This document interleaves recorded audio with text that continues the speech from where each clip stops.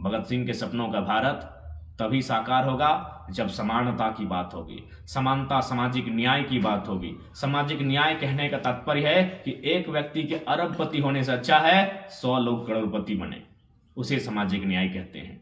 जब इस प्रकार की विचारधारा स्थापित होगी, सामाजिक न्याय स्थापित होगा, तभी भगत सिंह के सपनों का भारत साकार होगा। नहीं तो भगत सिंह वही 23 मार्च को हमारे फेसबुक की डीपी में दिखेंगे, हमारे फेसबुक की पोस्ट में दिखेंगे, हमारे इंस्टाग्राम की स्टोरी में दिखेंगे, हमारे व्हाट्सएप की स्टोरी में भगत सिंह दिखेंगे 23 मार्च को। हर साल 23 मार्च को दिखेंगे भगत सिंह, लेकिन हर साल 23 मार्च को नहीं, हर एक दिन भगत सिंह दिखना चाहिए। इस हर गांव में, हर चौक चौराहों में भगत सिंह दिखना चाहिए, क्योंकि आज भगत सिंह के विचार आज भी प्रासंगिक हैं। आज जो 93 साल पहले उन्होंने जो चिंता जताई थी इस देश की हालात को लेकर, इस मुल्क के स्थिति को लेकर, आज जस की तस हमारे सामने है। इसलिए सवाल भी नहीं कर पाते हैं। भगत सिंह पहला काम सवाल करते थे कि बिना तर्क किए, बिना बहस किए किसी की बात को मानना एक प्रकार की गुलामी है। ना आपने तर्क किया, ना आपने बहस किया, आज आपने स्वीकार कर लिया। दुराचारियों का मनोबल बढ़ा है, अत्याचारियों का मनोबल बढ़ा है, पापियों का मनोबल बढ़ा है, और ऐसी परिस्थिति में हर कोई चाहता है कि भगत सिंह पुनः आए, भगत सिंह दोबारा आए। श्री प्रधानमंत्री अडानी के हाथों में देश की पूंजी को धकेल रहे, ये कल्पना भगत सिंह ने आज से 93 साल पहले ही किया था कि आजादी तो हम गोरों से छीन लेंगे, लेकिन भारत के ही मोटी तोंद वाले भूरों के हाथ में चली जाएगी। उनके कहने का मतलब है 10% अमीरों के हाथों में चली जाएगी। आज सामने है, व्यक्ति इतना अमीर नहीं होना चाहिए, कोई व्यक्ति इतना अमीर ना हो कि किसी दूसरे व्यक्ति को खरीद सके, और कोई व्यक्ति इतना गरीब भी ना हो कि उसे अपने आप को बेचना पड़े। आज देश की हालात देखिए, बड़े नामी चैनलों को देखिए, बस इस भारत देश के जो कुछ मीडिया है उनको हटाकर जो नामी मीडिया है, इंटरनेशनल्स की मीडिया है, उनके मैगजीन्स को पढ़िए, इंटरनेट में पढ़िए, आज क्या व्यवस्था है। आज हंसते जंगल को पढ़िए, एक अडानी को खुश करने के लिए कई हजार दिया, तो ये भगत सिंह का भारत नहीं था। जय हिंद, वंदे मातरम। लिख रहा हूं अपने लहू से आगाज, जिसका कल अंजाम आएगा। लिख रहा हूं अपने लहू से आगाज, जिसका कल अंजाम आएगा। मैं रहूं या ना रहूं, मेरे बाद वतन पर मरने वालों का सैलाब आएगा। यह कथन शहीद आजम वीर भगत सिंह का था। आज 23 मार्च है, जैसा कि हमने इतिहास में पढ़ा है और इस देश का इतिहास रहा है। 23 मार्च सन 1931 को आज ही के दिन रात्रि वेला में शहीद आजम वीर भगत सिंह, उनके साथी वीर सुखदेव, वीर राजगुरु को फांसी के फंदे पर चढ़ाया गया था। अंग्रेजी हुकूमत डोल रही थी भगत सिंह, राजगुरु, सुखदेव की वीरता से, और अंग्रेजी हुकूमत ने कायराना हरकत करते हुए, बिल्कुल चूंकि फांसी का इतिहास रहा है, आज भी फांसी सुबह 5 बजे भोर दी जाती है, लेकिन शायद संभवतः उस समय पहली बार ऐसा हुआ होगा कि रात के अंधेरे में तीनों महावीर, तीनों सूरवीर, तीनों क्रांतिवीर को फांसी दिया गया था। तो आज पूरा राष्ट्र 3 वीरों को, शहीद भगत सिंह, राजगुरु, सुखदेव को याद करता है, नमन करता है। लेकिन केवल याद करने और नमन करने से नहीं होगा, क्योंकि आज भी फेसबुक और ट्विटर में उन्हें नमन करने वाले, उन्हें श्रद्धांजलि देने वालों की संख्या लाखों नहीं करोड़ों में होगी। लेकिन क्या फेसबुक और ट्विटर तक भगत सिंह सीमित रहेंगे, या भगत सिंह के विचार, उनके आदर्श गांव तक जाने चाहिए, खेत खलिहानों तक जाने चाहिए, गांव की पगडंडियों के पार जाने चाहिए। क्योंकि ये भगत सिंह ही कहते थे कि इस देश में असली आजादी उस दिन आएगी जब खेतों में काम करने वाला किसान और फैक्ट्रियों में काम करने वाला मजदूर क्रांति के महत्व को समझेगा और क्रांति में भाग लेगा। तो कम से कम मजदूरों तक तो भगत सिंह के विचार जाने चाहिए, किसानों तक तो कम से कम भगत सिंह के प्रासंगिक है कि 23 साल का एक नौजवान किस प्रकार दर्शन को तरह भविष्यवाणियां करता है, चर्चा करता है। लेकिन आज भगत सिंह के विचार डीपी तक सीमित रह रहे हैं।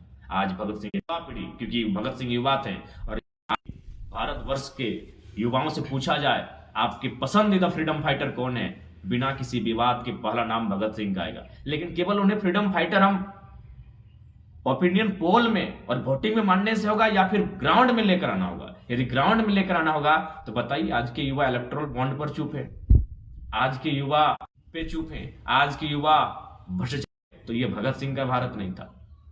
यदि आप देश के प्रधानमंत्री को विचारों से सहमत हैं, जो युवा देश के प्रधानमंत्री आज जो यशस्वी प्रधानमंत्री कहलाते हैं उनके विचार से सहमत हैं, वो भगत सिंह के विचार से, भगत सिंह और देश के प्रधानमंत्री के विचार में बिल्कुल व्यक्ति इतना अमीर नहीं होना चाहिए, कोई व्यक्ति इतना अमीर ना हो कि वो किसी दूसरे व्यक्ति को खरीद सके, और कोई व्यक्ति इतना गरीब भी ना हो कि उसे अपने आप को बेचना पड़े। आज देश की हालात देखिए, आप तमाम आंकड़े देखिए, तमाम इंडेक्स को देखिए, तमाम बड़े बड़े नामी चैनलों को देखिए, बस इस भारत देश के जो कुछ मीडिया है उनको हटाकर जो नामी मीडिया है, इंटरनेशनल्स की मीडिया है, उनके मैगजीन्स को पढ़िए, इंटरनेट में पढ़िए, आज क्या व्यवस्था है। आज हंसते जंगल को पढ़िए, एक अडानी को खुश करने के लिए कई हजार दिया। तो ये भगत सिंह का भारत नहीं था। भगत सिंह गरीब भी ना हो कि अपने आप को बेचना पड़े। आज तो ये सामने है।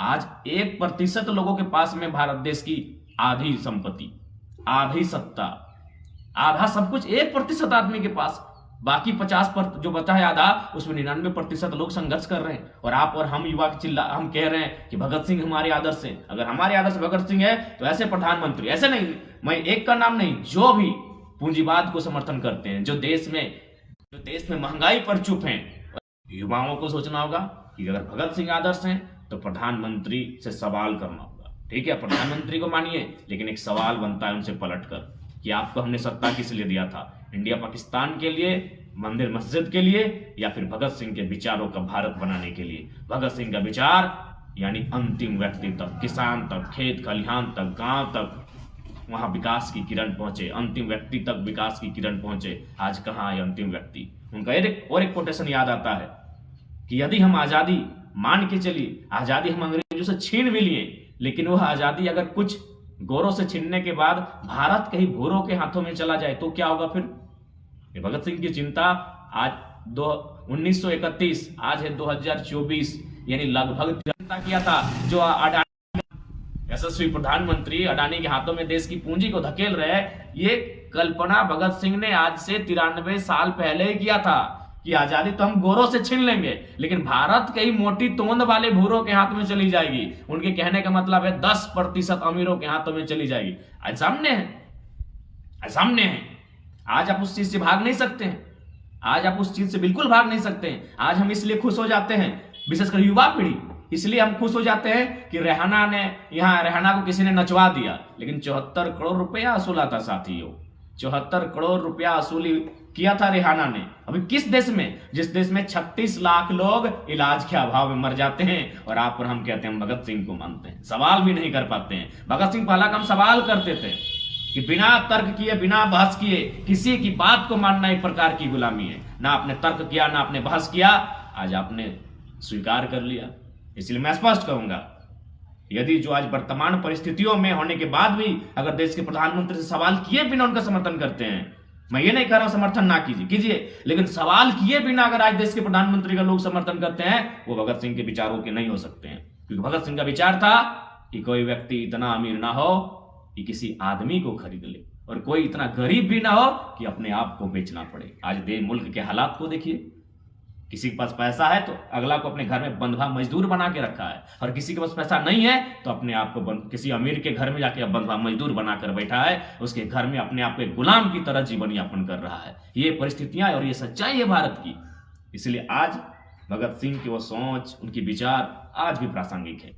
आज जो 93-94 साल पहले जो भगत सिंह ने चिंता जताई थी इस राष्ट्र को लेकर, वह चिंता आज सत्य साबित होती दिख रही है। आज किसानों की आत्महत्या, छात्रों की आत्महत्या, आज देश में बढ़ती हुई बेरोजगारी, देश में बढ़ती हुई भुखमरी कहीं ना कहीं भगत सिंह की उस चिंता को आज चरितार्थ कर रही है। इसलिए आज भगत सिंह के सपनों का भारत तभी साकार होगा जब समानता की बात होगी, समानता, सामाजिक न्याय की बात होगी। सामाजिक न्याय कहने का तात्पर्य है कि एक व्यक्ति के अरबपति होने से अच्छा है 100 लोग करोड़पति बने, उसे सामाजिक न्याय कहते हैं। जब इस प्रकार की विचारधारा स्थापित होगी, सामाजिक न्याय स्थापित होगा, तभी भगत सिंह के सपनों का भारत साकार होगा। नहीं तो भगत सिंह वही 23 मार्च को हमारे फेसबुक की डीपी में दिखेंगे, हमारे फेसबुक के पोस्ट में दिखेंगे, हमारे इंस्टाग्राम की स्टोरी में दिखेंगे, हमारे व्हाट्सएप की स्टोरी में भगत सिंह दिखेंगे 23 मार्च को। हर साल 23 मार्च को दिखेंगे भगत सिंह, लेकिन हर साल 23 मार्च को नहीं, हर एक दिन भगत सिंह दिखना चाहिए। इस हर गांव में, हर चौक चौराहों में भगत सिंह दिखना चाहिए।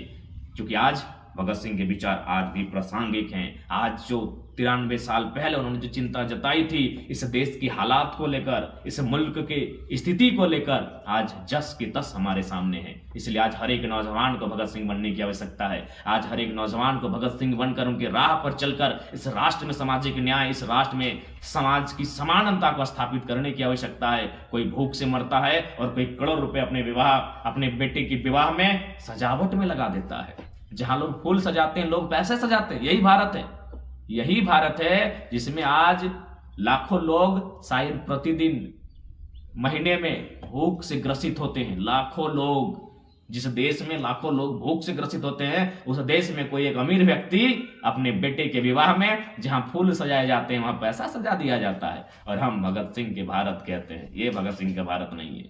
भगत सिंह का भारत सामाजिक न्याय पर आधारित है।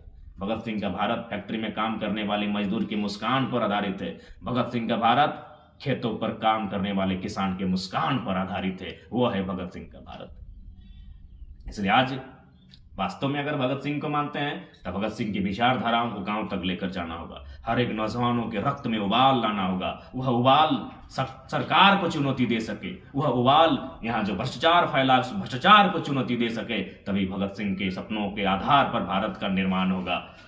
और अंत में यही कहेंगे, आज जिस प्रकार से दुराचारियों का मनोबल बढ़ा है, अत्याचारियों का मनोबल बढ़ा है, पापियों का मनोबल बढ़ा है, और ऐसी परिस्थिति में हर कोई चाहता है कि भगत सिंह पुनः आए, भगत सिंह दोबारा आए, भगत सिंह फिर से वापस आए।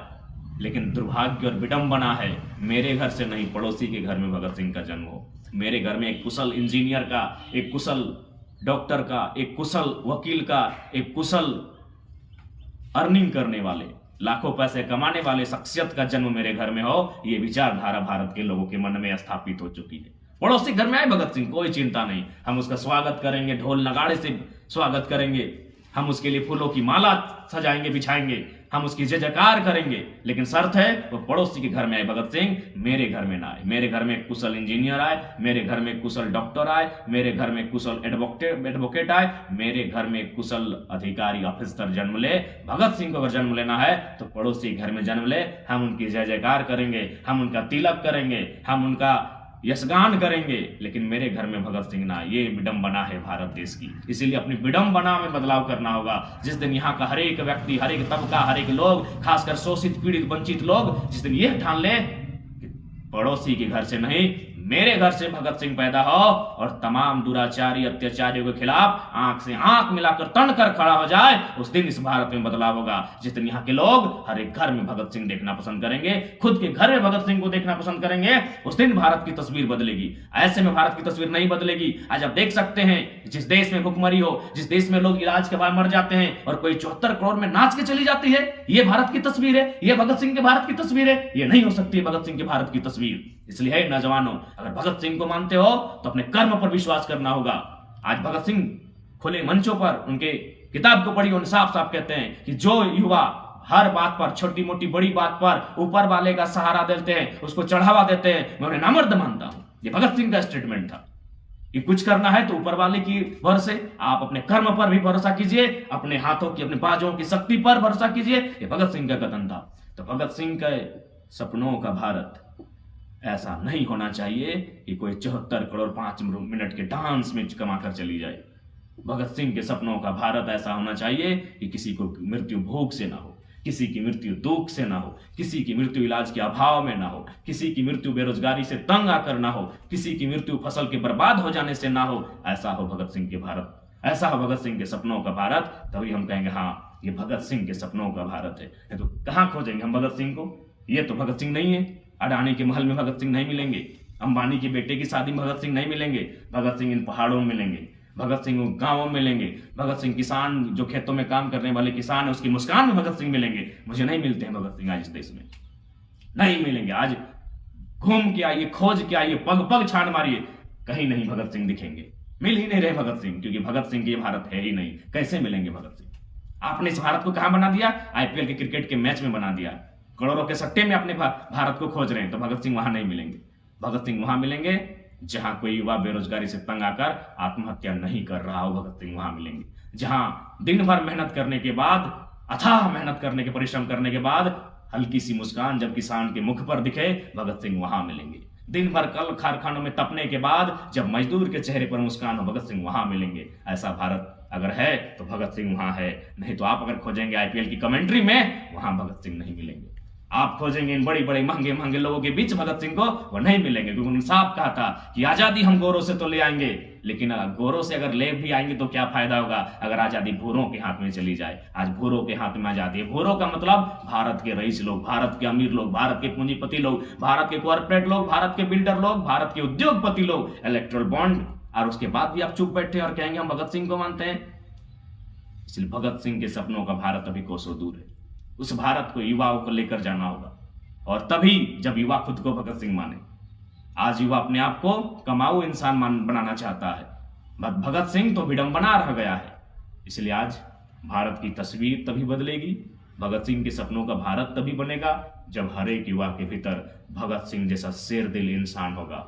इसलिए आज भगत सिंह के शहादत दिवस पर, राजगुरु के शहादत दिवस पर, सुखदेव के शहादत दिवस पर उन तीनों वीरों को नमन करते हुए, वंदन करते हुए, और वो गीत बचपन से सुनते आए हैं, ये वतन वालों वतन न बेच देना, ये धरती ये चमन न बेच देना, शहीदों ने जान दी है वतन के वास्ते, शहीदों के कफन बेच न देना, वतन वालों वतन न बेच देना। तमाम तीनों को वंदन करते हुए, नमन करते हुए, इस मिट्टी, इस यशस्वी मिट्टी को नमन करते हुए, जिस मिट्टी में ऐसे वीरों का जन्म हुआ है। जय हिंद, वंदे मातरम। शहीद आजम वीर भगत सिंह अमर रहे, राजगुरु अमर रहे, शहीद आजम वीर भगत सिंह के तमाम साथी अमर रहे, राजगुरु सुखदेव अमर रहे। जय हिंद, वंदे मातरम। इनकलाब जिंदाबाद।